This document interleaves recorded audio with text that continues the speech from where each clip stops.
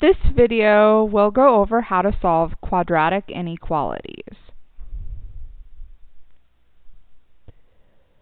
So in a previous video, we discussed how to solve quadratic inequalities. So I'm going to go ahead and pull up those steps here that we're going to follow. So step 1 is you want to solve the problem as if it was an equation. So step 1 is solve this as if it was an equation. Oops, sorry. Got to put the -8 here. So that's step 1. So again, in this chapter, we've learned multiple methods for solving a quadratic equation. So I'm going to go ahead and add 8 to both sides.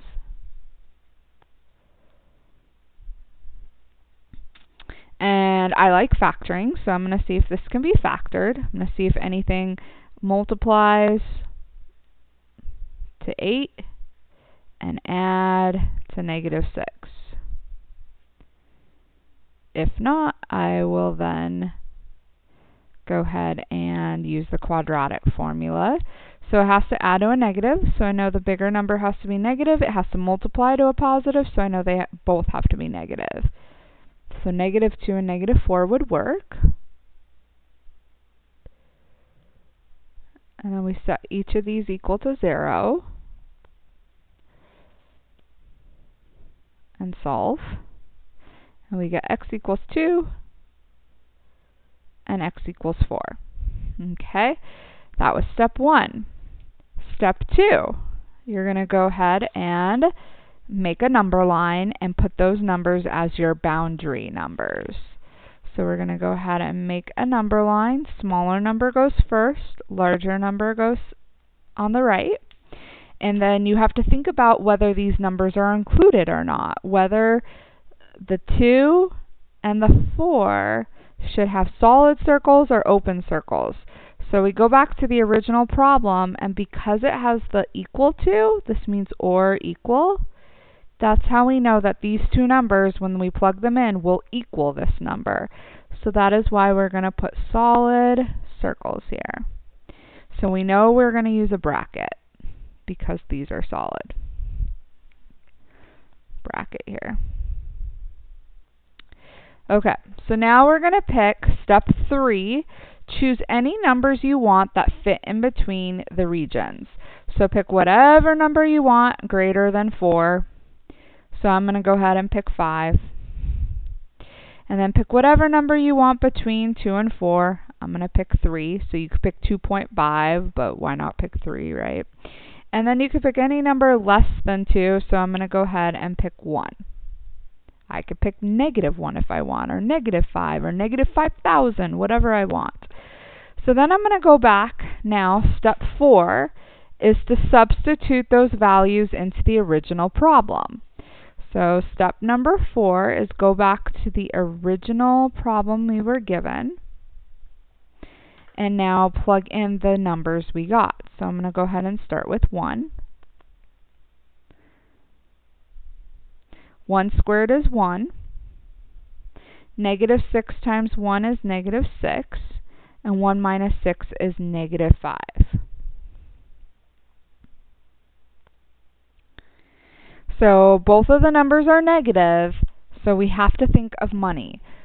Would I have more? So remember, this should go to what's more. Would I have more if I give away 5?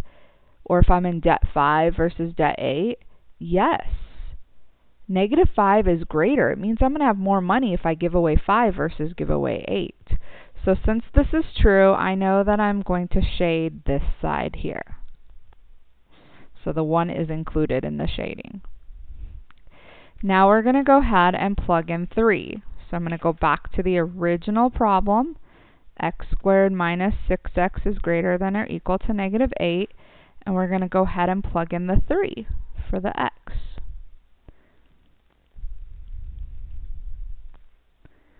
9 minus 18 is -9.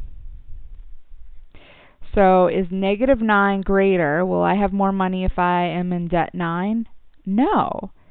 -8 is greater. So this doesn't work, so I'm not going to shade here.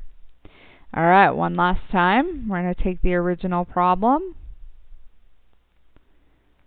And now we're going to take out the x, and I had picked 5. If you want to use 500, you could pick 500. Whatever number you want that's greater than 4. So we'd get 25 minus 30 is negative 5. And if I was in debt 5, is that more than if I was in debt 8? Yes, that is greater. So then we're going to shade this side of the graph here. So the 5 is in the shaded part. All right. Lastly, write your solution, go left to right in interval notation. So we're going to start on the left, so it's going infinitely on this side, so negative infinity, comma, it stops at 2, and we put a bracket, because it has the line there underneath. And then the union symbol, because we have nothing in, we have this spot here where the break in the graph, and then anything including 4 and greater than 4. It keeps going and going and going. So this would be our solution here. Now let's go ahead and take a look and compare it on a graph. Okay, so I went ahead and plugged this into the graphing calculator here. So you can see we would have 2 right here and 4 right here.